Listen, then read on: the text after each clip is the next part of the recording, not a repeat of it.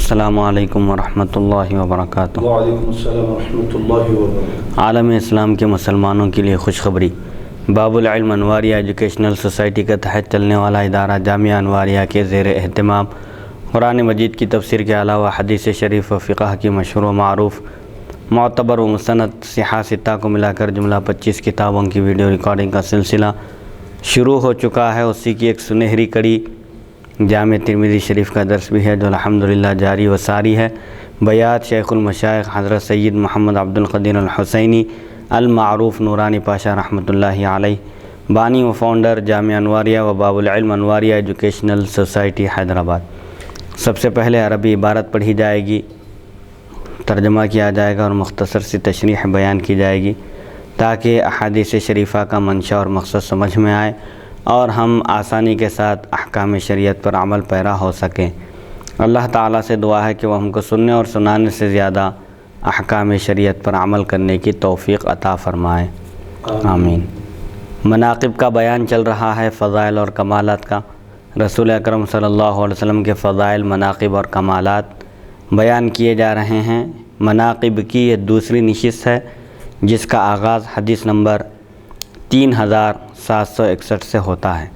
بسم اللہ الرحمن الرحیم۔ حدثنا بشیر بن ہلال الصواف البصری حدثنا جعفر بن سلیمان الضبعی عن ثابت عن انس بن مالک قال لما كان يوم الذي دخل فيه رسول الله صلى الله عليه وسلم المدينة أضاء منها كل شيء فلما كان اليوم الذي مات فيه أظلم منها كل شيء وما نفضنا عن رسول الله صلى الله عليه وسلم الأيدي وإنا لفي دفنه حتى أنكرنا قلوبنا هذا حديث صحيح غريب۔ حضرت انس بن مالک رضی اللہ عنہ سے روایت ہے، جس دن حضور اکرم صلی اللہ علیہ وسلم مدینہ طیبہ تشریف لائے، مدینہ طیبہ میں داخل ہوئے تو مدینہ طیبہ کی ہر چیز جگمگا اٹھی، روشن ہو گئی۔ اور جس دن آپ صلی اللہ علیہ وسلم کا وصال با کمال ہوا اس دن مدینہ طیبہ کی ہر چیز تاریک ہو گئی، اندھیری ہو گئی۔ ہم ابھی اپنے ہاتھ بھی نہ جھاڑے تھے اور ابھی رسول اکرم صلی اللہ علیہ وسلم کی تدفین میں مصروف تھے کہ ہم نے اپنے دلوں کو اجنبی پایا۔ حضرت انس بن مالک رضی اللہ عنہ بیان کرتے ہیں کہ رسول اکرم صلی اللہ علیہ وسلم جب مکے سے ہجرت کر کے مدینہ منورہ تشریف لائے تو آپ کے قدم مبارک کی برکت سے مدینہ طیبہ جگمگا اٹھا اور اس کی شان و شوکت میں اور اس کی برکتوں میں اضافہ ہو گیا۔ ہر چیز روشن ہو گئی مدینہ طیبہ کی، رسول اکرم صلی اللہ علیہ وسلم کے جمال کی وجہ سے اور آپ کے قدوم میمنت لزوم کی وجہ سے، یعنی آپ کی تشریف آوری کی وجہ سے مدینہ طیبہ کو یہ شرف حاصل ہوا۔ اور جس دن رسول اکرم صلی اللہ علیہ وسلم کا وصال با کمال ہوا تو چونکہ مدینہ کی رونق اور مدینہ کی شان و شوکت اور مدینہ کی یہ جگمگاہٹ رسول اکرم صلی اللہ علیہ وسلم کے قدم مبارک کی برکت سے تھی، جب آپ کا وصال مبارک ہوا تو پھر ہر چیز تاریک اور اندھیری ہو گئی۔ اور رسول اکرم صلی اللہ علیہ وسلم کی تدفین سے ابھی فارغ بھی نہیں ہوئے تھے صحابہ۔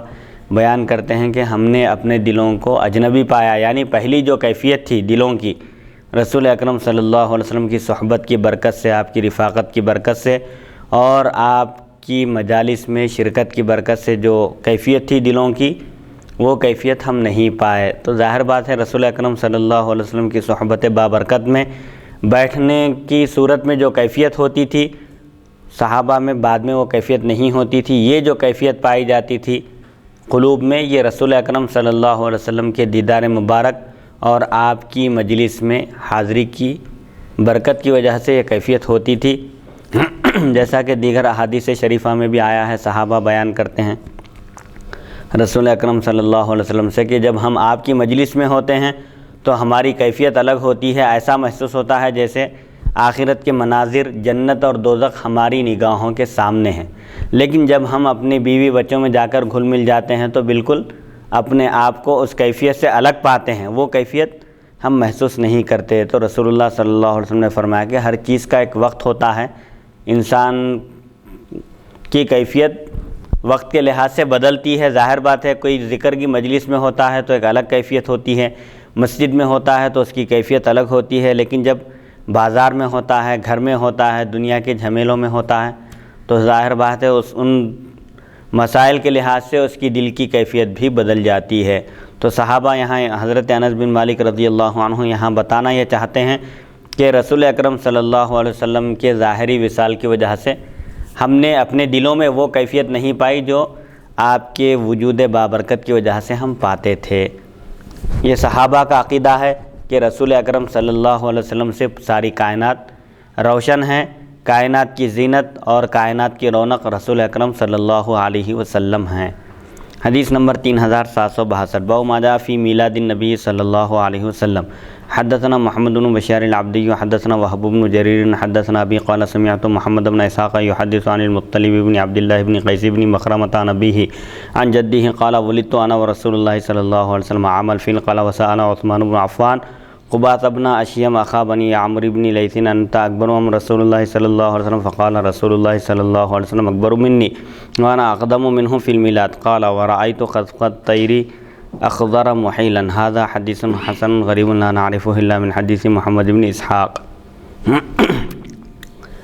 نبی کریم صلی اللہ علیہ وسلم کی ولادت باسعادت کا بیان۔ میلاد کا ایک بیان امام ترمذی رحمۃ اللہ علیہ نے باندھا ہے کہ رسول اکرم صلی اللہ علیہ وسلم کی ولادت باسعادت کس سن میں ہوئی، کس سال ہوئی۔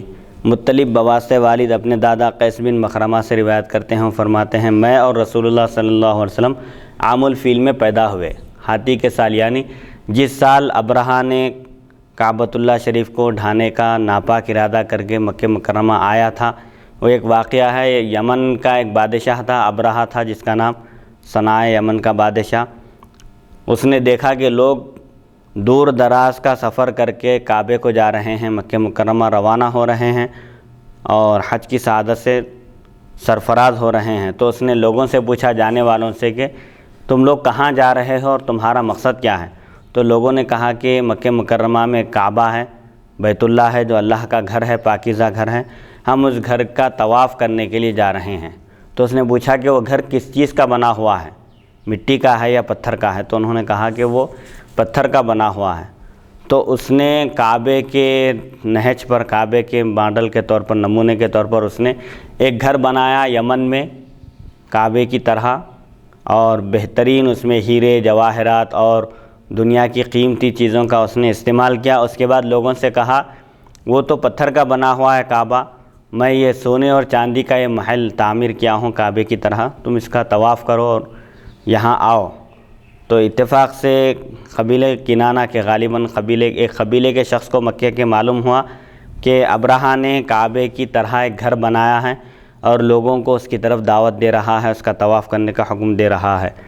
وہ شخص وہاں پہنچا اور اس کے ابرہہ کے اس گھر میں غلاظت کر دیا اور ضرورت سے فارغ ہو گیا۔ جب ابرہہ کو معلوم ہوا تو وہ غصے میں آ گیا اور لشکر تیار کر کے کعبۃ اللہ کو ڈھانے کے ناپاک ارادے سے مکہ مکرمہ آیا، اور حضرت عبد المطلب رضی اللہ عنہ کے اونٹ وہاں پر چر رہے تھے، ان اونٹوں پر قبضہ کر لیا اور مکے والوں کو اطلاع دے دیا کہ وہ کعبہ شریف کو ڈھانے کے لیے آیا ہے۔ حضرت عبد المطلب رضی اللہ عنہ اس وقت کعبے کے متولی تھے اور ذمہ دار تھے، اور کعبے کے جتنے حج کے جو امور تھے اس کی نگرانی آپ ہی کیا کرتے تھے۔ عبد المطلب کو معلوم ہوا تو آپ اس کے پاس تشریف لے گئے، اس بادشاہ کے پاس۔ بادشاہ نے حضرت عبد المطلب رضی اللہ عنہ کو مرعوب کرنے کے لیے، ڈرانے کے لیے ایک ہاتھی کو پیش کرنے کا حکم دیا۔ جب حضرت عبد المطلب رضی اللہ عنہ اس بادشاہ کے دربار میں، اس کے ابرہہ کے پاس پہنچے تو ایک ہاتھی لایا گیا آپ کو ڈرانے کے لیے، مرعوب کرنے کے لیے، لیکن جیسے ہی ہاتھی نے عبد المطلب رضی اللہ عنہ کو دیکھا فوراً سجدے میں چلا گیا۔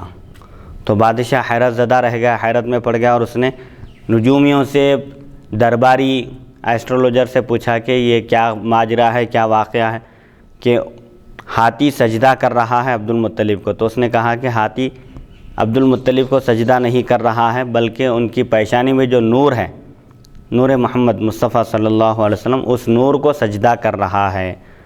پھر بہرحال حضرت عبد المطلب رضی اللہ عنہ ابرہہ سے اپنے اونٹوں کے بارے میں گفتگو کی اور کہے کہ تمہارے لشکر کے لوگوں نے، آدمیوں نے میرے اونٹوں پر قبضہ کر لیا ہے، لہذا مجھے میرے اونٹ میرے حوالے کر دیے جائیں۔ تو اس نے کہا میں تو سمجھا تھا آپ کعبے کے متولی ہیں اور کعبے کے سلسلے میں گفتگو کرنے آئے ہیں۔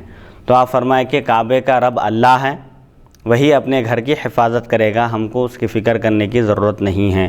یہ ایمان افروز جواب دیا اور آپ اپنے اونٹ لے کر واپس ہو گئے۔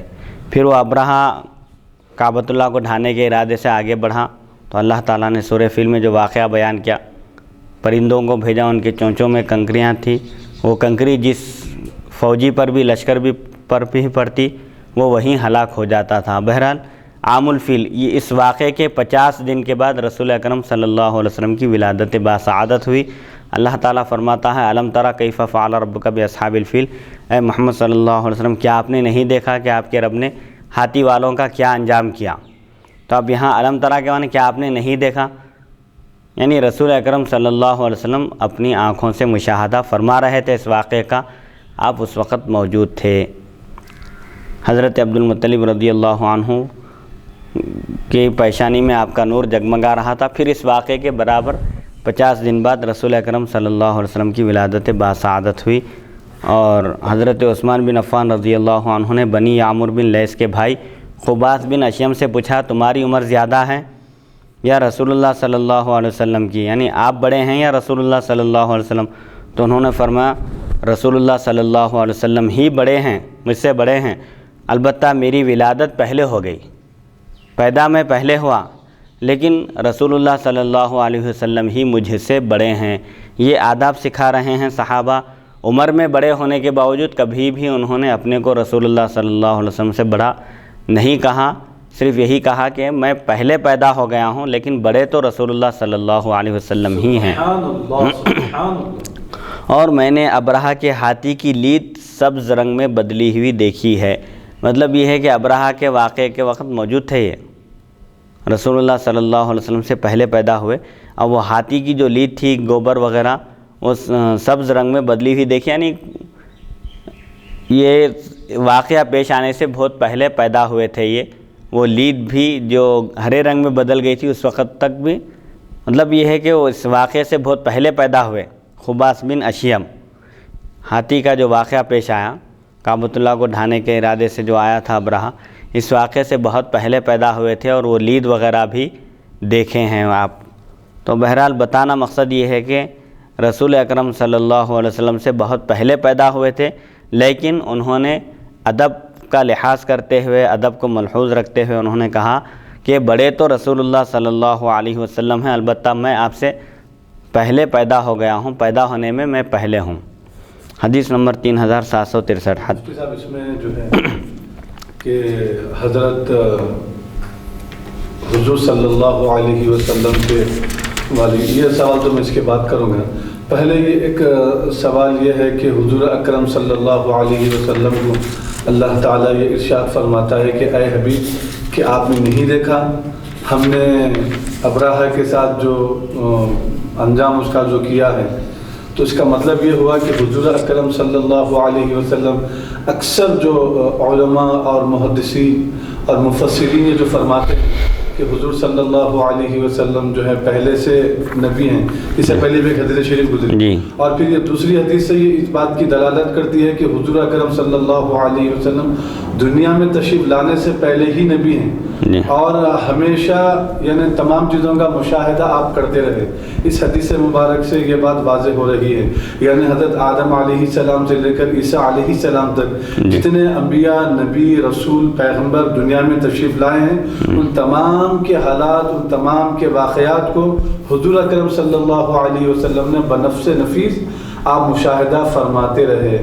اس حدیث مبارک سے اس کا جو ہے ثبوت مل رہا ہے۔ اور رہی دوسری بات کہ یہ جو کعبۃ اللہ میں 313 جو بت تھے حضور اکرم صلی اللہ علیہ وسلم کی دنیا میں تشریف لانے کے بعد آپ جو ہے پھر وہ بتوں کو نکال کر پھینکا، تو جب اسلام کا جب چرچا ہوا اور دین کی نشر و اشاعت ہوئی اور ہزارہا لوگ جب دین اسلام میں داخل ہوئے، اس وقت حضور اکرم صلی اللہ علیہ وسلم کعبے سے 313 بتوں کو نکال کر 360 بتوں کو، پہلے جو حج کا تصور تھا کہ حضور صلی اللہ علیہ وسلم تشریف لانے سے پہلے اور آپ پیدا آپ کی ولادت مبارک کے بعد بھی جو ہے بت تھے، لیکن اس کے بعد جب آپ دین کی نشر و شاعت کی، اس کے بعد وہ جو ہے بتان کچھ چند لمحوں کے بعد یا چند سالوں کے بعد نکال کر پھینک دیے گئے. تو اس سے پہلے جو حج کا جو تصور تھا، اب لازمات ہے کہ حضور اکرم صلی اللہ علیہ وسلم کے جو والد محترم تھے حضرت عبداللہ رضی اللہ عنہ، تو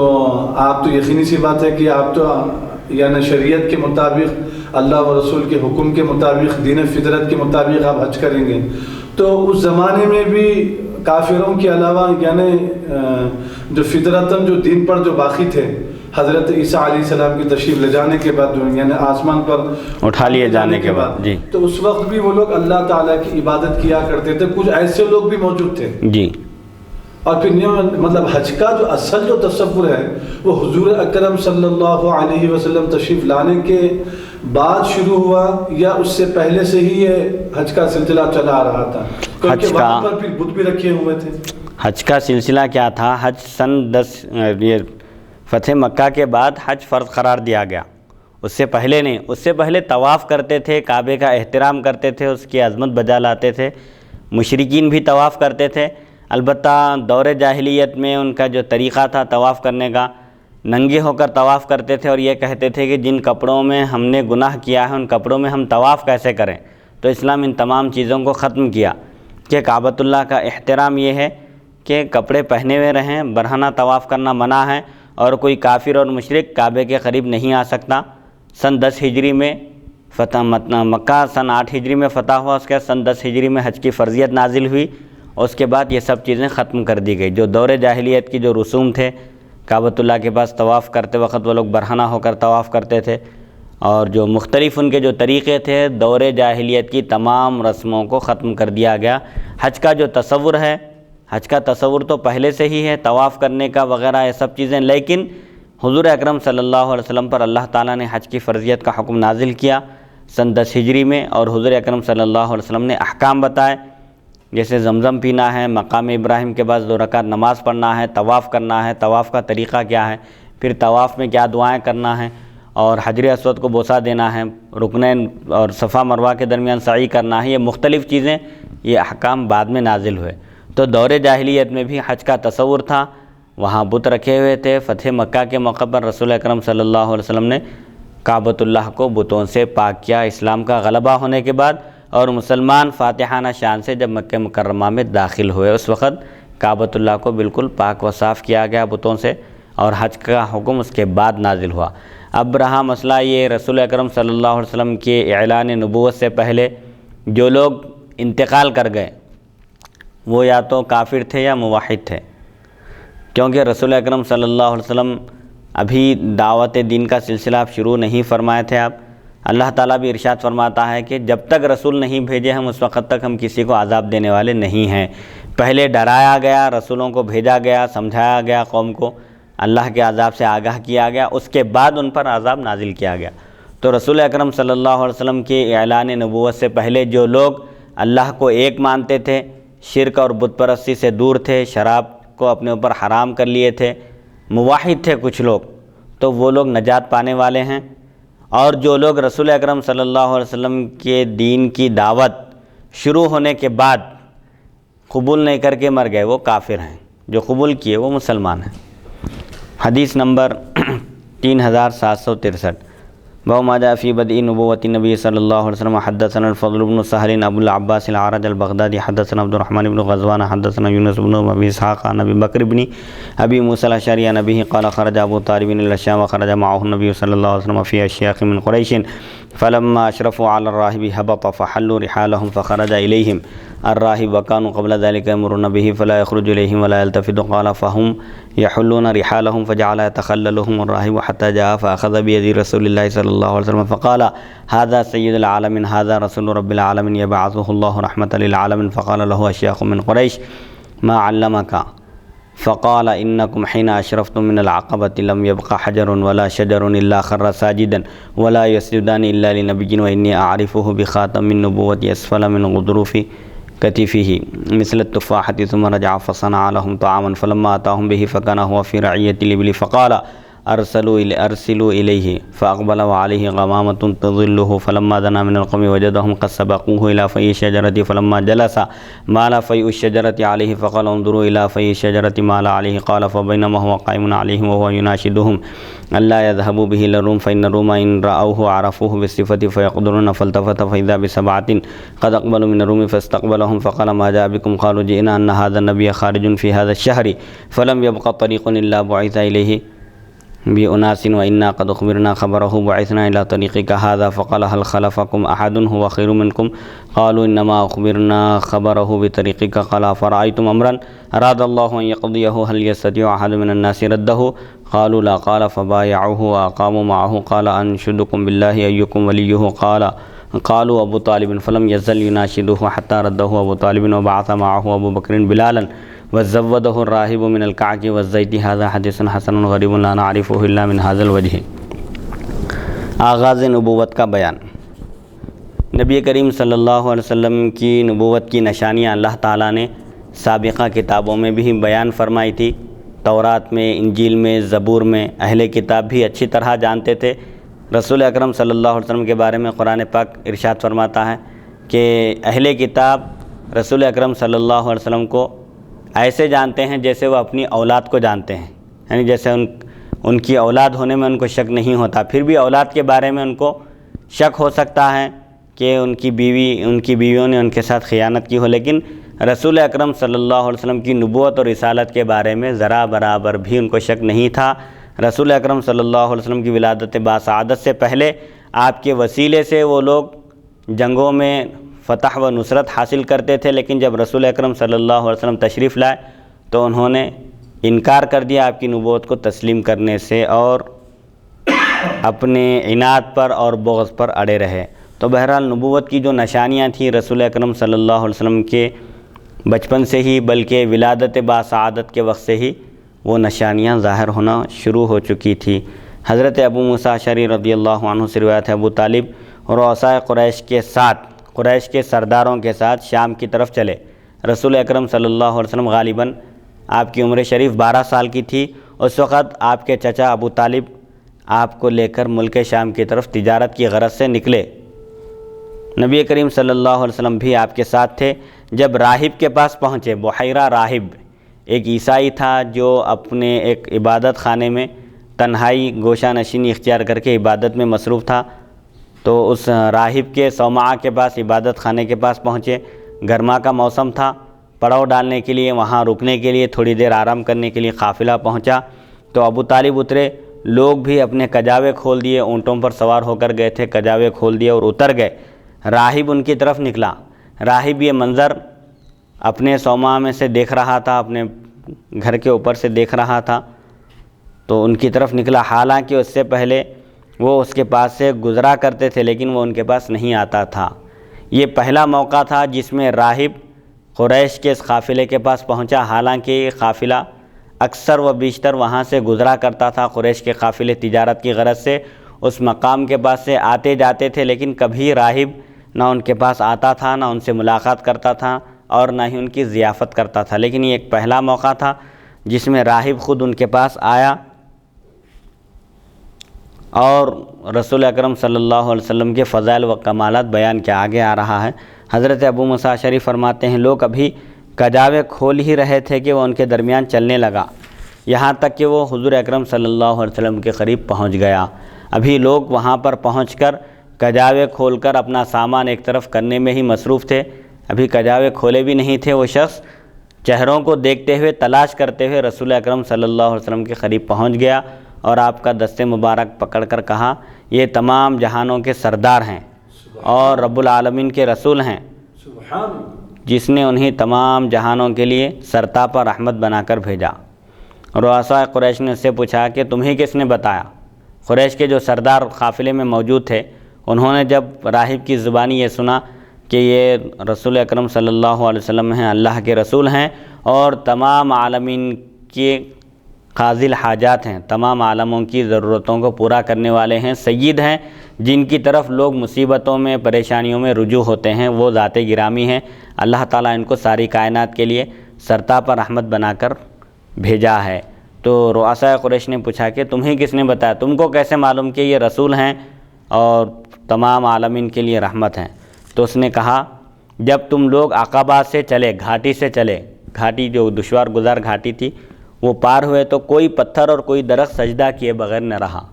سبحان اللہ۔ اس سے پوچھے کہ تم کو کیسے معلوم ہوا؟ تو اس نے کہا کہ جب تم لوگ گھاٹی سے آگے بڑھ رہے تھے، پار ہو رہے تھے وہ ٹیلا چڑھ کر، تو میں نے دیکھا کہ جتنے درخت ہیں اور جتنے پتھر ہیں، ہر شجر اور ہر حجر سجدے میں گر گیا۔ تو میں سمجھ گیا کہ درخت اور حجر، پتھر اور درخت صرف نبی کو سجدہ کرتے ہیں، کسی اور کو سجدہ نہیں کرتے، سبحان اللہ سبحان اللہ۔ اور وہ دونوں صرف نبی کو سجدہ کرتے ہیں۔ تو اس سے میں سمجھ گیا کہ تمہارے درمیان جو ایک ذات گرامی ہے وہ نبی ہیں، نبوت اور رسالت کے شرف سے اللہ نے ان کو مشرف فرمایا ہے، کیونکہ میں نے ہر درخت کو اور ہر پتھر کو سجدہ کرتے ہوئے دیکھا، درختوں کو جھکتے ہوئے دیکھا۔ تو یہ درخت اور پتھر صرف نبی کو سجدہ کرتے ہیں اور وہ نبی تمہارے درمیان موجود ہیں۔ اس سے میں سمجھ گیا، اندازہ لگایا۔ نیز میں ان کو مہر نبوت سے بھی پہچانتا ہوں۔ رسول اکرم صلی اللہ علیہ وسلم کی پشت مبارک پر مہر نبوت کا نشان تھا، سیب کی طرح کچھ جو ان کے کاندھے کی ہڈی کے نیچے سیب کے جیسا ہے، ایک نشان ہے مہر نبوت کا، اس نشان سے بھی وہ نبی پہچانے جاتے ہیں۔ پھر وہ بحیرہ راہب، وہ راہب وہاں سے واپس چلا گیا، آیا، ابھی وہ لوگ قافلے کے لوگ ابھی پڑاؤ ڈالے نہیں تھے، ابھی اپنے سامان نکال رہے تھے۔ اس وقت پہنچ کر وہ رسول اکرم صلی اللہ علیہ وسلم کے فضائل اور کمالات بیان کر کے چلا گیا اور اس نے ان لوگوں کے لیے کھانا تیار کیا۔ رسول اکرم صلی اللہ علیہ وسلم کے وجود بابرکت کی وجہ سے اس نے اس پورے قافلے کے لیے کھانے کا بھی اہتمام کیا، نظم کیا۔ جب وہ کھانا لے کر آیا تو آپ اونٹوں کو چرا رہے تھے، آپ اونٹوں کی نگرانی کر رہے تھے۔ جب وہ کھانا تیار کر کے بنا کر لے کر آیا تو دیکھا کہ رسول اکرم صلی اللہ علیہ وسلم اونٹوں کی نگہداشت کر رہے ہیں اور ان کو گھاس میں چرنے کے لیے آپ نے چھوڑ دیا ہے۔ راہب نے کہا ان کو بلا لاؤ۔ آپ صلی اللہ علیہ وسلم تشریف لائے تو سر انور پر بادل سایہ فگن تھا۔ قوم کے قریب پہنچے تو دیکھا کہ تمام لوگ درخت کے سائے میں پہنچ چکے ہیں، لیکن جب آپ صلی اللہ علیہ وسلم تشریف فرما ہوئے تو سایہ آپ کی طرف جھک گیا۔ رسول اکرم صلی اللہ علیہ وسلم قافلے میں چونکہ کم عمر تھے، 12 سال کے تھے، بقیہ سب بڑے لوگ تھے، عمر کے لحاظ سے جو بڑے تھے۔ رسول اکرم صلی اللہ علیہ وسلم اونٹوں کی نگرانی کر رہے تھے، نگہداشت کر رہے تھے، ان کے چارے پانی کا انتظام کر رہے تھے۔ اس راہب نے کھانے کا اہتمام کیا اور بولا کہ وہ صاحب کو بھی بلا لاؤ، تو رسول اکرم صلی اللہ علیہ وسلم کو بھی بلا کر لایا گیا۔ آپ نے دیکھا کہ لوگ آگے بڑھ کر، گرما کا موسم تھا، سائے میں اپنی اپنی جگہ حاصل کر لیے ہیں اور بیٹھ گئے ہیں۔ رسول اکرم صلی اللہ علیہ وسلم جب وہاں پر تشریف لائے تو درخت کا سایہ خود بخود آپ کی طرف جھک گیا، مائل ہو گیا، اور بعض روایتوں میں آیا ہے کہ اس وقت آپ پر ابر سایہ فگن ہو گیا۔ سبحان اللہ سبحان اللہ۔ تو راہب نے کہا دیکھو، راہب نے کہا درخت کے سائے کو دیکھو، آپ صلی اللہ علیہ وسلم پر جھک گیا ہے۔ راوی فرماتے ہیں راہب ان کے پاس کھڑا انہیں قسمیں دے رہا تھا کہ انہیں روم کی طرف نہ لے جاؤ۔ راہب وہیں پر کھڑے ہو کر قریش کے سرداروں سے کہنے لگا کہ دیکھو ان کو ملک روم کی طرف مت لے جاؤ، کیونکہ وہاں پر ان کے دشمن ہیں، اگر ان کو دیکھ لیں گے تو انہیں شہید کر دیں گے، ان کے صفات کے ساتھ پہچان لیں گے کہ یہی نبی آخر الزماں ہیں، تو وہ لوگ انہیں شہید کر دیں گے۔ لہٰذا میں تم کو اللہ کی قسم دے کر کہتا ہوں، اللہ کا واسطہ دے کر کہتا ہوں کہ انہیں روم کی طرف نہ لے جاؤ، کیونکہ رومیوں نے انہیں اگر دیکھ لیا تو ان کے صفات کے ساتھ پہچان لیں گے اور شہید کر دیں گے۔ اچانک اس نے مڑ کر دیکھا، ابھی یہ گفتگو کر ہی رہا تھا، اچانک اس نے دیکھا تو کیا دیکھتا ہے کہ 7 آدمی روم کی طرف سے آ رہے ہیں، 7 آدمی روم کی طرف سے اس طرف آ رہے ہیں۔ راہب نے ان کا استقبال کیا اور پوچھا کیسے آئے ہو؟ تو انہوں نے کہا کہ ہمیں معلوم ہوا ہے کہ یہ نبی آخر الزماں صلی اللہ علیہ وسلم اس مہینے میں گھر سے باہر نکلنے والے ہیں، ان کا دورہ ہونے والا ہے، وزٹ ہونے والا ہے، اور ہم کو معلوم ہوا ہے کہ وہ یہی مہینہ ہے جس میں نبی آخر الزماں صلی اللہ علیہ وسلم اپنے گھر سے باہر تشریف لانے والے ہیں، سفر کرنے والے ہیں، اس لیے ہر راستے پر کچھ لوگ بٹھا دیے گئے ہیں۔ اہل روم نے ہر ایک راستے پر ناکہ بندی کر دی ہے اور اس رسول اکرم صلی اللہ علیہ وسلم کو شہید کرنے کی انہوں نے سازش کی ہے، پلان بنایا ہے اور منصوبہ بنایا ہے، اور ہمیں ان کی خبر ملی تو ہم کو اس راستے کی طرف بھیجا گیا۔ ہم کو بھی معلوم ہوا تو رومیوں نے ہم کو اس راستے پر روانہ کیا ہے۔ راہب نے پوچھا کیا تمہارے پیچھے تم سے کوئی بہتر آدمی بھی ہے؟ انہوں نے کہا ہمیں آپ کے اس راستے کی خبر دی گئی ہے۔ اس نے کہا بتاؤ تو صحیح، اگر اللہ تعالیٰ کسی کام کا ارادہ فرمائے تو کیا اسے کوئی روک سکتا ہے؟ رومیوں کے تو یہ عزائم ہیں، ان کی یہ سازشیں ہیں، ناپاک ارادہ ہے کہ رسول اکرم صلی اللہ علیہ وسلم کو شہید کر دیں۔ تو راہب ان کو سمجھا کر کہتا ہے، واعظ و نصیحت کرتے ہو صاحب کہتے ہیں راہب کہ بتاؤ تو صحیح، اگر اللہ تعالیٰ کسی کام کا ارادہ فرمائے تو کیا کوئی اس کو روک سکتا ہے؟ تو اللہ کے ارادے کو کوئی روک نہیں سکتا، اللہ جو چاہتا ہے وہی ہوتا ہے، ساری مخلوق مل کر بھی اس کے ارادے کو ٹال نہیں سکتی۔ تو اللہ کا ارادہ یہ ہے کہ نبی کریم صلی اللہ علیہ وسلم کا ظہور ہو اور آپ کے ذریعے دعوت دین کا کام انجام پائے۔ انہوں نے کہا نہیں، یعنی اللہ تعالیٰ جس چیز کا ارادہ فرماتا ہے اس کو کوئی ٹال نہیں سکتا، اس کو کوئی روک نہیں سکتا، ہم بھی اس کے قائل ہیں۔ چنانچہ انہوں نے آپ کے ہاتھ پر بیعت کر لی اور آپ کے ساتھ مقیم رہے، یعنی وہ جو 7 افراد جو آئے تھے رومی ناپاک ارادے سے، وہ بھی رسول اکرم صلی اللہ علیہ وسلم کے دست مبارک پر بیعت کر لی اور آپ کے ساتھ رہے۔ پھر راہب نے کہا میں تمہیں قسم دے کر پوچھتا ہوں کہ ان کے سرپرست کون ہیں، ان کے نگہبان کون ہیں، ان کے رشتہ دار کون ہیں جو اس وقت ان کی ذمہ داری اٹھائے ہوئے ہیں؟ راہب نے پوچھا قریش کے سرداروں سے، تو انہوں نے کہا ابو طالب ان کے چچا ہیں اور ان کے سرپرست ہیں۔ چنانچہ وہ ابو طالب کو مسلسل قسم دیتے رہے، وہ راہب اللہ کا واسطہ دیتے رہے، یہاں تک کہ ابو طالب نے آپ کو راستے میں سے ہی پھر مکہ مکرمہ واپس لے کر آ گئے۔ حضرت ابوبکر صدیق رضی اللہ عنہ نے آپ کے ساتھ حضرت بلال رضی اللہ عنہ کو بھیجا اور راہب نے آپ کو ذات راہ کے طور پر روٹیاں اور زیتون دیا۔ یہ حدیث حسن غریب ہے، ہم اسے صرف اسی سند سے پہچانتے ہیں۔ تو وہ راہب جو عیسائی تھے، رسول اکرم صلی اللہ علیہ وسلم کا معجزہ دیکھا کہ جب رسول اکرم صلی اللہ علیہ وسلم قریش کے قافلے کے ساتھ تھے اور قریب پہنچے راہب کے وہ عبادت خانے کے، تو گھاٹی کے پاس سے جب گزر رہے تھے تو ہر ایک درخت سجدے میں گر گیا تھا، ہر ایک پتھر سجدہ ریز ہو گیا تھا، اور چونکہ انہوں نے کتابوں میں بھی رسول اکرم صلی اللہ علیہ وسلم کے اوصاف حمیدہ کا ذکر پڑھا تھا، اس لیے وہ سمجھ گئے اور ابو طالب کو اللہ کا واسطہ دے کر کہنے لگے کہ رومی ان کے دشمن ہیں، لہٰذا آپ ملک روم انہیں نہ لے جائیے، یہ نبی آخر الزماں ہیں، آپ ان کو واپس لے جائیے مکہ مکرمہ۔ تو ابو طالب اس وقت آپ کو پھر مکہ مکرمہ واپس لائے، اور اس راہب نے زاد راہ کے طور پر، یعنی توشے کے طور پر، ٹفن کے طور پر روٹیاں اور زیتون کا سالن بھی، اس نے زیتون بھی عطا کیا رسول اکرم صلی اللہ علیہ وسلم کی برکت سے۔ تو یہ نبوت کا آغاز ہے، ابتدائی نشانیاں ہیں۔ رسول اکرم صلی اللہ علیہ وسلم کو اللہ تعالیٰ نے بہت پہلے ہی نبوت اور رسالت کے شرف سے مشرف فرمایا، لیکن ظہور بعد میں ہوا۔ نبوت کی نشانیاں بھی آہستہ آہستہ ظاہر ہوئی۔ 40 سال کی عمر شریف میں آپ نے نبوت کا اعلان فرمایا۔ 40 سال کی عمر میں نبی نہیں بنائے گئے، بلکہ نبوت کا آپ نے اعلان فرمایا 40 سال کی عمر شریف مکمل ہونے کے بعد، اور یہ ابتدا میں یہ نشانیاں ظہور پا رہی تھی، ظاہر ہو رہی تھی کہ رسول اکرم صلی اللہ علیہ وسلم اللہ کے نبی اور رسول ہیں۔ حدیث نمبر ابو بکر اور بلال رضی اللہ عنہ کا بھی اس میں ذکر ہے جی کہ ان کے حضرت ابو بکر اور حضرت بلال رضی اللہ عنہ کے ساتھ جو ہے حضور اکرم صلی اللہ علیہ وسلم کو جو ہے واپس بھیجایا گیا آخر میں۔ جی وہ حضرت ابو بکر سے مراد شیخین ہیں، ان خلیفہ اول مراد ہے، اور پھر حضرت بلال رضی اللہ عنہ سے مراد وہی بلال رضی اللہ عنہ ہے جس کی احادیث میں فضیلت وغیرہ آئی ہے، یا پھر یہ کوئی اور ہے؟ حضرت ابوبکر صدیق رضی اللہ عنہ ہی ہیں، کوئی اور ابو بکر نہیں ہیں، دوسرے، اور بلال رضی اللہ عنہ۔ حضرت ابوبکر صدیق رضی اللہ عنہ نے آپ کے ساتھ حضرت بلال رضی اللہ عنہ کو بھی بھیجا تھا اس سفر میں، اس قافلے میں حضرت بلال رضی اللہ عنہ بھی شامل تھے۔ ابوبکر صدیق رضی اللہ عنہ رسول اکرم صلی اللہ علیہ وسلم سے عمر میں غالباً 2 سال چھوٹے تھے، 2 سال کے بعد آپ کی ولادت ہوئی تھی، تو آپ رسول اکرم صلی اللہ علیہ وسلم کے ساتھ رہا کرتے تھے، تو آپ نے اس سفر میں حضرت بلال رضی اللہ عنہ کو بھی بھیجا تھا۔ حدیث نمبر 3764 باب ما جاء فی مبعث النبی صلی اللہ علیہ وسلم وابن کم کان حین بعث۔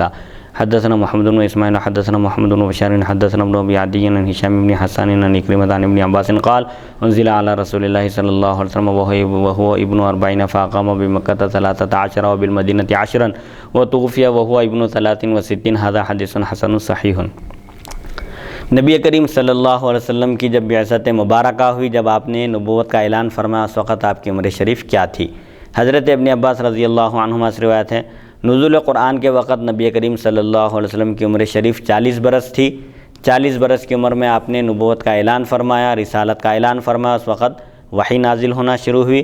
اس کے بعد آپ صلی اللہ علیہ وسلم مکہ مکرمہ میں 13 سال اور مدینہ طیبہ میں 10 سال رہے۔ جملہ عمر شریف 63 برس تھی آپ کا۔ 63 برس کی عمر میں وصال با کمال ہوا۔ ظاہری عمر آپ کی 63 برس تھی۔ تو یہاں پر یہی بتانا ہے کہ 40 سال کی عمر شریف میں آپ نے نبوت کا اعلان فرمایا اور 40 سال کی عمر شریف تھی آپ پر وحی کا نازل ہونا شروع ہوا، وحی کا نزول ہوا، اور پھر وحی نازل ہونے کے بعد سے مکمل 23 سال کی مدت میں قرآن مجید کا نزول مکمل ہوا، اور رسول اکرم صلی اللہ علیہ وسلم 23 برس میں 13 برس مکہ مکرمہ میں رہے اور 10 سال آپ مدینہ طیبہ میں تشریف فرما رہے۔ 63 سال کی عمر شریف میں آپ کا وصال ہوا۔ یہ ظاہری عمر ہے۔ حدیث نمبر 3765، حدثنا محمد بن بشار حدثنا ابن ابی عدی عن ہشام بن عکرمہ عن ابن عباس قال قبض النبی صلی اللہ علیہ وسلم وهو ابن 65 سنة هكذا حدثنا محمد بن بشار وروى عنه محمد بن اسماعیل مثل ذلك۔ حضرت ابن عباس رضی اللہ عنہما سے مروی ہے، نبی کریم صلی اللہ علیہ وسلم کا وصال مبارک 65 سال کی عمر شریف میں ہوا۔ محمد بن بشار نے ہم سے یوں ہی بیان کیا اور امام بخاری رحمۃ اللہ علیہ نے بھی ان سے اسی طرح روایت کیا۔ بہرحال روایتوں میں اختلاف ہے، لیکن متفق علیہ جو قول ہے وہ رسول اکرم صلی اللہ علیہ وسلم کی عمر شریف 63 برس کی ہے ظاہری اعتبار سے۔ حدیث نمبر 3766، حدثنا قتیبہ عن مالک بن انس وحدثنا الانصاری وحدثنا معن حدثنا مالک بن انس عن ربیعہ بن ابی عبد الرحمن انه سمع انس بن مالک يقول لم يكن رسول الله صلی اللہ علیہ وسلم بالطویل البائن ولا بالقصير ولا بالابيض الامهق ولا بالآدم وليس بالجعد القطة ولا بالصوت، بعثه الله على رأس 40 سنة فأقام بمكة 10 سنين وبالمدينة 10 سنين وتوفاه الله على رأس 60 سنة وليس في رأسه ولحيته 20 شعرة بيضاء۔ هذا حدیث حسن صحیح۔ حضرت انس بن مالک رضی اللہ عنہ سے روایت ہے، نبی کریم صلی اللہ علیہ وسلم نہ تو بہت دراز تھے اور نہ ہی آپ کا قد بہت پست تھا۔ رسول اکرم صلی اللہ علیہ وسلم کا قد مبارک درمیانہ تھا، آپ درمیانی قد کے تھے، لیکن آپ کی یہ شان تھی کہ جب آپ مجمع کے ساتھ ہوتے، ہجوم کے ساتھ ہوتے، صحابہ کے ساتھ چلتے تو سب سے اونچے اور سب سے بلند آپ ہی نظر آتے تھے۔ یہ آپ کی معجزانہ شان تھی۔ آپ کا قد نہ تو دراز تھا اور نہ ہی آپ پست قد تھے، میانہ قد تھے آپ، درمیانی قد تھا آپ کا۔ رنگ آپ کا نہ بالکل سفید تھا اور نہ ہی بالکل گندم گوں۔ رسول اکرم صلی اللہ علیہ وسلم کا رنگ نہ بالکل سفید تھا اور نہ ہی بالکل گندم گوں۔ عرب میں جو خوبصورتی کی نشانی ہے، جو کلر پنک کلر کا ہونا، یہ خوبصورتی کی نشانی تھی۔ گندم گوں بھی بالکل گندم گوں نہیں تھے آپ، اور بالکل سفید بھی نہیں تھے، اور آپ کے بال مبارک نہ بالکل گھنگرو والے تھے اور نہ ہی بالکل سیدھے۔ رسول اکرم صلی اللہ علیہ وسلم کے بالوں کی خصوصیت بھی بیان کی جا رہی ہے کہ آپ کے بال نہ بالکل گھنگرو والے تھے اور نہ ہی بالکل سیدھے تھے۔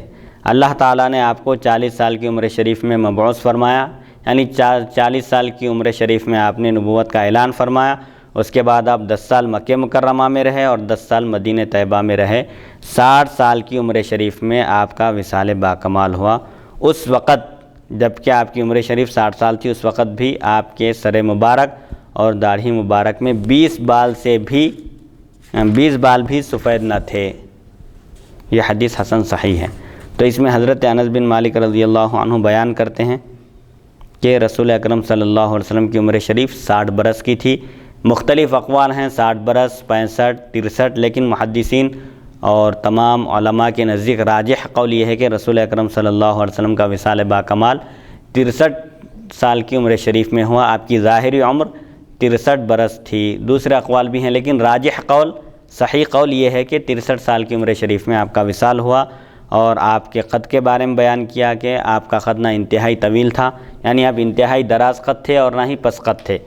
ایسے ہی آپ کے رنگ کے بارے میں بیان کیے اور آپ کے بال کی کیفیت بھی بیان کیے، اور آپ کی معجزانہ شان بیان کرتے ہیں کہ عام طور پر آدمی جب 60 سال کا ہو جاتا ہے یا 63 سال کا ہو جاتا ہے تو بڑھاپا ظاہر ہو جاتا ہے، سفیدی بالوں میں نمایاں ہو جاتی ہے، لیکن رسول اکرم صلی اللہ علیہ وسلم کی معجزانہ شان تھی کہ اس عمر شریف میں بھی آپ کے 20 بال بھی سفید نہیں ہوئے تھے۔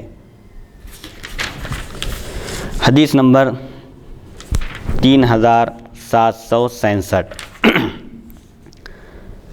باب ما جاء فی آیات نبوۃ نبی صلی اللہ علیہ وسلم وما قد خصہ اللہ بہ۔ حدثنا محمد بن بشار ومحمد بن غیلان قال حدثنا ابو داود الطیالسی حدثنا سلیمان بن معاذ الضبی عن سماک بن حرب عن جابر بن سمرہ قال قال رسول اللہ صلی اللہ علیہ وسلم ان بمکۃ حجرا کان یسلم علی لیالی بعثت انی لا اعرفہ الان۔ ھذا حدیث حسن غریب۔ نبوت کی علامتیں اور ان چیزوں کا بیان جو آپ صلی اللہ علیہ وسلم کی خصوصیات ہیں۔ حضرت جابر بن سمرہ رضی اللہ عنہ سے روایت رسول اکرم صلی اللہ علیہ وسلم نے ارشاد فرمایا، مکہ مکرمہ میں ایک ایسا پتھر ہے جو مجھے بعثت کی راتوں میں سلام کیا کرتا تھا، میری خدمت میں سلام عرض کرتا تھا، میں اس کو اب بھی پہچانتا ہوں اس پتھر کو۔ یہ حدیث حسن غریب ہے۔ رسول اکرم صلی اللہ علیہ وسلم فرماتے ہیں کہ مکہ مکرمہ میں ایک پتھر ہے، جب میں نے بعثت کا اعلان کیا، نبوت کا اعلان کیا، رسالت کا اعلان کیا، اللہ کا حکم، اللہ کی اجازت ملنے کے بعد، تو ان دنوں وہ پتھر مجھے سلام کرتا تھا، میری خدمت میں سلام عرض کرتا تھا، میں اس پتھر کو اب بھی جانتا ہوں۔ تو یہ رسول اکرم صلی اللہ علیہ وسلم کا معجزہ ہے کہ شجر بھی آپ کو سلام کیا کرتے تھے اور حجر بھی آپ کو سلام کیا کرتے تھے، اور کائنات کی ہر شے جانتی تھی کہ آپ اللہ کے رسول ہیں، سوائے سرکش جن اور انسانوں کے۔ جیسا کہ مسند احمد میں ایک روایت ہے، بہت سارے واقعات ہیں۔ ایک اونٹ سرکش ہو گیا تھا ایک صحابی کا، کسی کو قریب آنے نہیں دے رہا تھا، جو بھی قریب جانے کی کوشش کرتا وہ اونٹ اس پر حملہ آور ہو جاتا تھا۔ تو صحابی حضور اکرم صلی اللہ علیہ وسلم کی خدمت اقدس میں حاضر ہوئے اور اونٹ کا ماجرا بیان کیا، تو رسول اکرم صلی اللہ علیہ وسلم صحابی کے ساتھ ان کے باغ میں تشریف لے گئے اور آپ آگے بڑھے۔ جیسے ہی اونٹ نے آپ کو دیکھا، آگے بڑھ کر سجدہ کیا اور آپ کے آگے گردن جھکا کر اس نے اپنے مالک کی شکایت کی کہ مجھ سے کام زیادہ لیتے ہیں لیکن مجھے چارہ کم دیتے ہیں۔ تو رسول اکرم صلی اللہ علیہ وسلم اس اونٹ کی شکایت مالک تک پہنچا اور فرمایا کہ ان جانوروں کے بارے میں بھی قیامت کے دن تم سے پوچھا جائے گا، جتنا ان سے کام لے رہے ہو اتنا ہی ان کو چارہ بھی دیا کرو۔ تو جب صحابہ سب حیرت میں پڑ گئے کہ ایک اونٹ سجدہ کر رہا ہے، ایک جانور ہے، بے زبان جانور ہے جس کو نہ عقل ہے نہ تمیز ہے، لیکن وہ رسول اکرم صلی اللہ علیہ وسلم کو سجدہ کر رہا ہے، تو اس وقت رسول اکرم صلی اللہ علیہ وسلم نے فرمایا کہ کائنات کی ہر شے جانتی ہے کہ میں اللہ کا رسول ہوں، البتہ جو سرکش جن اور انسان ہیں وہ میری رسالت اور نبوت کو نہیں جانتے، سرکشی پر اتر آتے ہیں۔ تو اس سے معلوم ہوتا ہے کہ کائنات کی ہر شے رسول اکرم صلی اللہ علیہ وسلم کی معرفت رکھتی ہے اور جانتی ہے کہ آپ اللہ کے رسول ہیں، اسی لیے وہ لوگ آپ کا حکم بجا لاتے تھے، آپ کا حکم ہوتے ہی فوراً اطاعت کرتے تھے۔ حدیث نمبر 3768 حدثنا محمد بن بشار حدثنا یزید بن ہارون حدثنا سلیمان التیمی عن ابی العلاء عن سمرة بن جندب قال كنا مع النبي صلی اللہ علیہ وسلم نتداول من قصعة من غدوة حتى الليل يقوم 10 ويقعد 10 قلنا فما كانت تمد قال من أي شيء تعجب ما كانت تمد إلا من ها هنا وأشار بيده إلى السماء۔ هذا حدیث حسن صحیح وأبو العلاء اسمہ یزید بن عبداللہ بن شقیر۔ حضرت سمرہ بن جندب رضی اللہ عنہ سے روایت ہے، ہم نبی کریم صلی اللہ علیہ وسلم کے ساتھ ایک پیالے میں صبح سے شام تک کھایا کرتے تھے، 10 آدمی کھا کر اٹھتے اور 10 بیٹھ جاتے۔ ابو العلاء کہتے ہیں ہم نے پوچھا وہ کھانا کیسے بڑھ جاتا تھا؟ صبح سے شام تک ایک ہی پیالے میں کھانا چل رہا ہے، 10 افراد بیٹھ کر کھا رہے ہیں، اور پھر ایک جماعت کے بعد پھر دوسری جماعت 10 افراد کی شکل میں بیٹھ رہی ہے، کھانا بڑھتا کیسا تھا وہ؟ حضرت سمرہ نے فرمایا تمہیں کس بات سے تعجب ہے؟ تم کو تعجب ہو رہا ہے، حیرت ہو رہی ہے؟ ادھر سے بڑھتا تھا، یہ کہہ کر انہوں نے آسمان کی طرف اشارہ کیا۔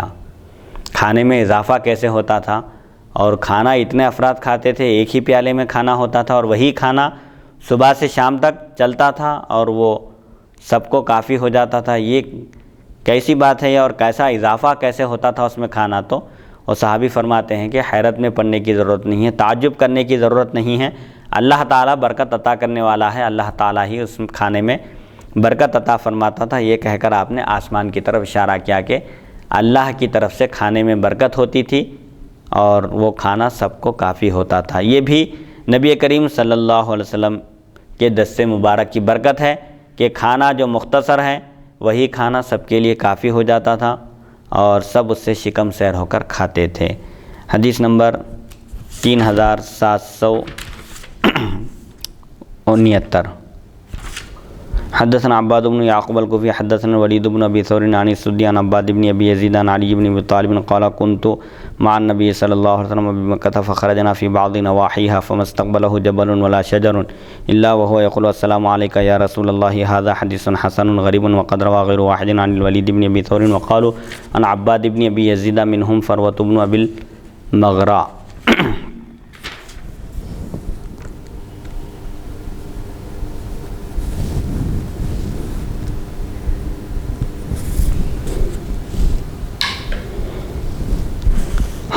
حضرت سیدنا علی بن ابی طالب رضی اللہ عنہ سے روایت ہے، فرماتے ہیں میں مکہ میں نبی کریم صلی اللہ علیہ وسلم کے ساتھ ہم بعض اطراف چلے، یعنی مکہ مکرمہ کے ایک کنارے کی طرف چلے تو جو پہاڑ اور پتھر آپ صلی اللہ علیہ وسلم کے سامنے آتا وہ السلام علیکہ یا رسول اللہ کہتا تھا۔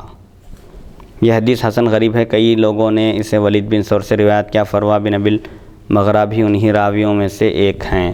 یعنی حضرت سیدنا علی بن ابی طالب رضی اللہ عنہ فرماتے ہیں کہ میں مکہ مکرمہ میں تھا نبی کریم صلی اللہ علیہ وسلم کے ساتھ، آپ کے ساتھ میں چلا، کسی کام سے نکلے تو مکہ مکرمہ میں جب آپ چل رہے تھے جو پہاڑ بھی آپ کے سامنے آتا، نہیں کسی پہاڑ کے پاس سے آپ کا گزر ہوتا یا کسی درخت کے پاس سے آپ کا گزر ہوتا تو اس پہاڑ سے اور درخت سے السلام علیکہ یا رسول اللہ کی آواز آتی تھی صلی اللہ علیہ وسلم، کیونکہ پہاڑ اور شجر حجر ہر چیز کائنات کی رسول اکرم صلی اللہ علیہ وسلم کو جانتی تھی، پہچانتی تھی، اسی لیے وہ لوگ حضور اکرم صلی اللہ علیہ وسلم کی خدمت میں سلام عرض کرتے تھے اور رسول اکرم صلی اللہ علیہ وسلم کے حقوق ادا کرتے تھے۔ لہٰذا جب شجر اور حجر سلام عرض کرتے تھے تو بشر سلام عرض کرے تو کسی کو اعتراض کرنے کی ضرورت نہیں ہے، وہ شجر اور حجر ہو کر جب رسول اکرم صلی اللہ علیہ وسلم کی غلامی کے فرائض انجام دیں تو بشر پر تو رسول اکرم صلی اللہ علیہ وسلم کے بے شمار احسانات ہیں۔ سب سے بڑی دولت ایمان کی جو رسول اکرم صلی اللہ علیہ وسلم کے توسط سے عطا ہوئی ہے، امت پر رسول اکرم صلی اللہ علیہ وسلم کے بے شمار احسانات ہیں۔ اگر امتی رسول اکرم صلی اللہ علیہ وسلم کی خدمت میں درود و سلام کا نذرانہ پیش کریں، اپنی غلامی کا ثبوت دیں تو اس میں کوئی اعتراض نہیں کرنا چاہیے، کیونکہ یہ غلامی کے تقاضے ہیں اور رسول اکرم صلی اللہ علیہ وسلم کی خدمت میں امت کی طرف سے ایک معمولی نذرانہ ہے، اسی لیے صلاۃ و سلام پر اعتراض نہیں کرنا چاہیے۔ ایک مومن کے ایمان کا تقاضا یہ ہے کہ وہ رسول اکرم صلی اللہ علیہ وسلم سے اپنی غلامی کا ثبوت پیش کرے، چاہے وہ درود شریف کی شکل میں ہو یا صلاۃ و سلام کا نذرانہ پیش کرنے کی شکل میں ہو۔ یہ سب چیزیں قرآن اور احادیث شریفہ سے ثابت ہیں، نہ کوئی بدعت ہے نہ کوئی نیا طریقہ ہے۔ رسول اکرم صلی اللہ علیہ وسلم ابھی نبوت کا اعلان نہیں فرمایا، اس وقت یہ حال تھا کہ شجر اور حجر بھی آپ کی خدمت میں سلام عرض کرتے تھے۔ سبحان اللہ سبحان اللہ۔ حدیث نمبر 3770 حدثنا محمود بن غیلان حدثنا عمر بن یونس عن اکرمۃ بن عمار عن اسحاق بن عبد الله بن ابی طلحہ عن انس بن مالک ان رسول اللہ صلی اللہ علیہ وسلم خطب الى عذق جزع واتخذوا له منبرا الى عذق جزع واتخذوا له منبرا فخطب عليه فحن الجذع حنين الناقة فنزل النبي صلى الله عليه وسلم فمسه فسكت وفي الباب عن ابي وجابر وابن عمر وسهل بن سعد وابن عباس وام سلمة حديث انس هذا حديث حسن صحيح غريب من هذا الوجه۔ حضرت سیدنا انس بن مالک رضی اللہ عنہ سے روایت ہے، رسول اکرم صلی اللہ علیہ وسلم کھجور کے ایک تنے کے ساتھ ایک تنے کو ٹیکا لگا کر کھڑے ہو کر خطبہ ارشاد فرمایا کرتے تھے۔ مسجد نبوی میں نبی کریم صلی اللہ علیہ وسلم کھجور کا ایک درخت تھا، اس کے تنے کو ٹیکا لگا کر کھڑے ہوتے اور خطبہ دیتے تھے۔ آپ پھر صحابہ کرام نے آپ صلی اللہ علیہ وسلم کے لیے ایک ممبر بنایا۔ جب آپ صلی اللہ علیہ وسلم اس ممبر پر تشریف فرما ہو کر خطبہ دیے تو وہ تنا کھجور کا درخت اس طرح رونے لگا جس طرح اونٹنی اپنے بچے کے بچھڑ جانے سے، جدا ہونے سے روتی ہے۔ درخت رونے لگا، اس تنے سے رونے کی آواز آئی، وہ رسول اکرم صلی اللہ علیہ وسلم کی فراق میں رونے لگا کہ رسول اکرم صلی اللہ علیہ وسلم مجھے ٹیکا لگا کر خطبہ ارشاد فرمایا کرتے تھے، مجھے یہ شرف حاصل تھا رسول اکرم صلی اللہ علیہ وسلم کی برکتوں اور سعادتوں سے میں مالا مال ہوتا تھا، لیکن اب چونکہ آپ کے لیے ممبر بنا دیا گیا ہے اور میں اس سعادت سے محروم ہو گیا، یہ کہہ کر وہ درخت رونے لگا۔ حالانکہ درخت کا رونا یہ سمجھ میں آنے والی چیز نہیں ہے، لیکن رسول اکرم صلی اللہ علیہ وسلم سے ہر چیز کو کائنات کی اتنی محبت تھی کہ وہ رسول اکرم صلی اللہ علیہ وسلم کے فراق میں روتے تھے، جیسا کہ درخت کا تنا رونے لگا۔ رسول اکرم صلی اللہ علیہ وسلم نے اس کے رونے کی آواز بھی سن لی، اس کو محسوس فرما لیا۔ اس طرح رونے لگا جس طرح اونٹنی اپنے بچے کے بچھڑ جانے پر یا گم ہو جانے پر روتی ہے، فراق مطلب جدا ہونے پر۔ تو رسول اکرم صلی اللہ علیہ وسلم ممبر سے نیچے اترے اور اس پر اپنا دست مبارک پھیرا تو اس کو سکون اور قرار مل گیا۔ اس کے بعد اس کا رونا ختم ہوا اور وہ تھم گیا۔ تو یہ رسول اکرم صلی اللہ علیہ وسلم سے اٹوٹ وابستگی اور آپ کی ذات گرامی سے محبت اور آپ کی ذات گرامی سے محبت کا نتیجہ ہے کہ درخت بھی، شجر بھی، حجر بھی اور جبل، کائنات کی ہر شے بہرحال رسول اکرم صلی اللہ علیہ وسلم سے بے انتہا محبت کرتی ہے۔ آپ کی معرفت حاصل ہے ساری کائنات کو، اور ساری کائنات جانتی ہے کہ آپ اللہ کے رسول ہیں اور آپ کے قدموں میں رہنے میں ہی ہمارے لیے سعادت مندی ہے اور نجات ہے۔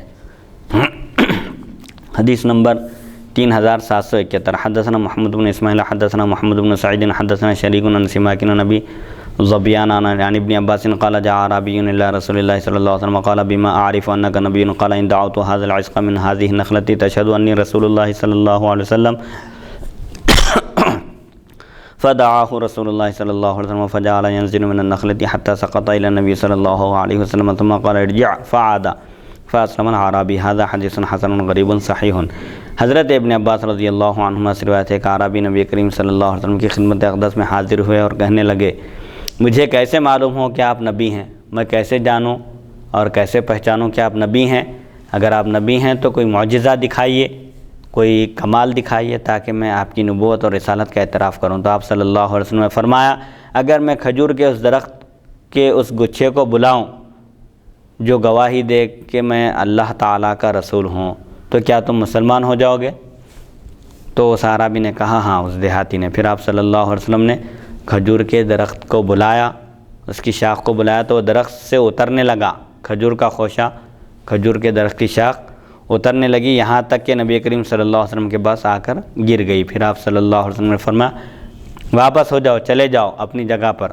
تو درخت کا تنا، اس درخت کی شاخ واپس ہو گئی اور وہ دیہاتی مسلمان ہو گئے، بدوی۔ سبحان اللہ، سبحان رسول اکرم صلی اللہ علیہ وسلم کے معجزات ہیں اور کائنات کی ہر شے پر اللہ تعالیٰ نے آپ کو حکومت عطا کی تھی۔ آپ ساری کائنات کہ اللہ تعالیٰ نے آپ کو مالک بنایا اور ساری کائنات کو آپ کے مسخر کر دیا۔ آپ جس کو جو حکم دیتے وہ فوراً وہ چیز آپ کا حکم بجا لاتی تھی۔ ہواؤں پر آپ کا کنٹرول تھا اور کائنات کی ہر ایک چیز پر، چاہے وہ شجر ہو یا حجر، زمین پر بھی آپ کی حکومت چلتی تھی۔ چنانچہ ایک گستاخ رسول تھا جس کے بارے میں رسول اکرم صلی اللہ علیہ وسلم نے صرف اتنا فرمایا تھا کہ اس کو زمین قبول نہیں کرے گی، زمین کو حکم بھی نہیں دیا، ان الارض لا تقبلہ، فرمائے کہ زمین اس کو قبول نہیں کرے گی۔ چنانچہ جب اس گستاخ کا، اس دشمن کی موت آ گئی، وہ مر گیا، اس کو لوگ دفن کیے تو زمین نے اس کو باہر نکال کر پھینک دیا۔ کئی مرتبہ دفن کیے اور کئی مرتبہ اس کو زمین نے باہر نکال کر پھینک دیا۔ تو اس سے بھی معلوم ہوتا ہے کہ اللہ تعالیٰ نے رسول اکرم صلی اللہ علیہ وسلم کو خصوصی اختیارات عطا فرمائے تھے۔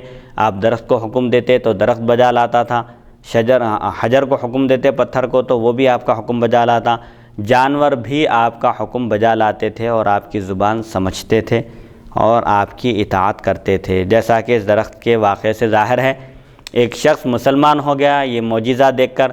ایک عام آدمی کسی درخت کو بلائے تو نہ درخت سنتا ہے نہ اطاعت کرتا ہے، لیکن رسول اکرم صلی اللہ علیہ وسلم نے جب درخت کو طلب فرمایا تو درخت فوراً خدمت اقدس میں حاضر ہوا۔ پھر حکم ہوا واپس ہونے کا تو واپس ہو گیا۔ یہ حیرت انگیز منظر دیکھ کر وہ بدوی مسلمان ہو گئے۔ حدیث نمبر 3772، حدثنا محمد بن بشار حدثنا ابو عاصم حدثنا عزرة بن ثابت حدثنا الباء بن احمر حدثنا زید بن اخطب قال مسح رسول الله صلی اللہ علیہ وسلم يده على وجهه ودعا لي قال عزرة انه عاش 120 سنة وليس في رأسه الا شعيرات بيض هذا حدیث حسن غریب وابو زید اسمه عمرو بن اخطب۔ حضرت ابو زید اخطب رضی اللہ عنہ سے روایت ہے فرماتے ہیں نبی اکرم صلی اللہ علیہ وسلم نے اپنا دست مبارک میرے چہرے پر پھیرا اور میرے لیے دعا فرمائی۔ عام طور پر صحابہ کرام رضی اللہ عنہم اپنی اولاد کو رسول اکرم صلی اللہ علیہ وسلم کی خدمت میں لے جاتے تھے اور آپ سے برکت کی دعا کیا کراتے تھے، اور آپ صلی اللہ علیہ وسلم ان کے سر پر اپنا دست مبارک رکھتے تھے، پھیرتے تھے اور ان کے حق میں دعا فرماتے تھے۔ عذرا راوی کہتے ہیں ابو زید 120 سال زندہ رہے۔ ابو زید جن کے سر پر رسول اکرم صلی اللہ علیہ وسلم نے اپنا دست شفقت پھیرا تھا اور ان کے حق میں دعا فرمائی تھی، ان کی عمر شریف 120 سال ہوئی اور ان کے سر میں صرف چند بال سفید تھے۔ سبحان اللہ سبحان یہ رسول اکرم صلی اللہ علیہ وسلم کے دست مبارک کی برکت ہے۔ عام طور پر انسان جب 60 65 70 سال کا ہوتا ہے تو پورے سر کے بال سفید ہو جاتے ہیں، سیاہی ختم ہو جاتی ہے اور داڑھی کے بال، سر کے بال سب سفید ہو جاتے ہیں، لیکن رسول اکرم صلی اللہ علیہ وسلم کے دست مبارک کی برکت سے وہ صحابی بیان کرتے ہیں 120 سال کی عمر میں ان کا انتقال ہوا لیکن ان کے سر میں صرف چند بال سفید تھے۔ تو رسول اکرم صلی اللہ علیہ وسلم کا دست مبارک جن بالوں کو لگا مس ہوا، ان کے اندر یہ تبدیلی آ گئی رسول اکرم صلی اللہ علیہ وسلم کی برکت سے کہ وہ بال آخر عمر تک بھی سفید نہیں ہوئے۔ تو رسول اکرم صلی اللہ علیہ وسلم کے دست اقدس کی برکت بتائی جا رہی ہے کہ رسول اکرم صلی اللہ علیہ وسلم کے دست اقدس میں اللہ تعالیٰ نے شفا رکھی، برکتیں رکھی ہے، جن سے صحابہ مستفید ہوئے۔ رسول اکرم صلی اللہ علیہ وسلم کے دست مبارک کی برکتوں کا ظہور ہوا اور صحابہ نے اس مبارک برکتوں سے خوب استفادہ کیا۔ الحمدللہ اللہ تعالیٰ کی توفیق اور اس کی مدد سے آج ہم حدیث نمبر 3761 سے آج کی اس دوسری نشست کا آغاز ہوا تھا۔ الحمدللہ حدیث نمبر 3772 پر آج کی نشست کا اختتام ہوتا ہے۔ اللہ تعالیٰ سے دعا کرتا ہوں کہ اللہ تعالیٰ ہم کو سننے اور سنانے سے زیادہ احکام شریعت پر عمل کرنے کی توفیق عطا فرما اور عالم اسلام کے مسلمانوں کی جان و مال، عزت اور آبرو کی حفاظت فرما، اور جو پریشان حال ہیں ان کی پریشانیوں کو دور فرما، اور جو بیمار ہیں انہیں شفا کلی عطا فرما، اور جو بے روزگار ہیں انہیں مولا روزگار عطا فرما اور تمام پریشانیاں دور فرما، اور جو مقروض ہیں ان کی قرض کی ادائیگی کے غیب سے اسباب مہیا فرما۔ وصلی اللہ تعالیٰ علی خیر خلقہ سیدنا محمد و آلہ و صحبہ اجمعین، الحمدللہ رب العالمین۔